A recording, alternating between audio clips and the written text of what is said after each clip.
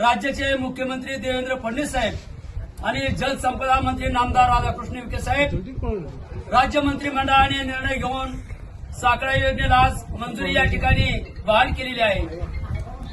या जिल्ह्याचे सुपुत्र आणि माजी खासदार डॉक्टर सुजय विखे पाटलांनी जो काही या योजनेसाठी संघर्ष केला, पुणे जिल्ह्यात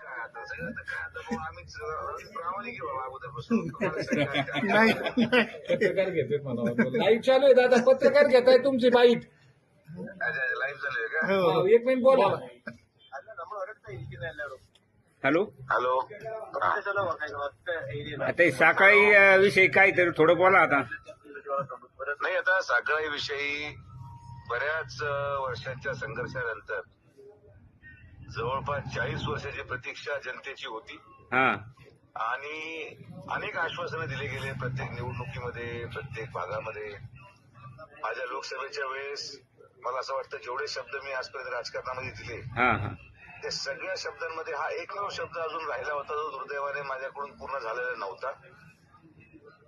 लोकसभेच्या काळात मी जनतेला विश्वास दिला होता की मी करेल, पण ठीक आहे, त्या काळामध्ये जनतेला तो विश्वास पटला नसेल, पण मी हार मानली नाही।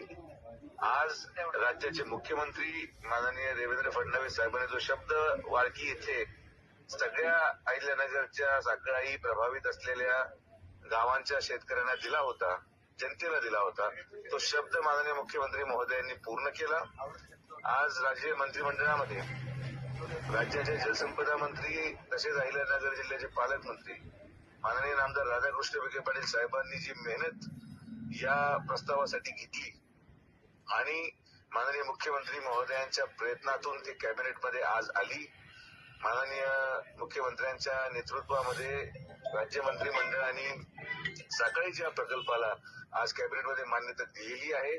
जवळपास 1300 कोटी रुपये खर्च करून पुढच्या 4 ते 5 वर्षामध्ये या योजनेला सुरुवात पूर्ण केली जाईल।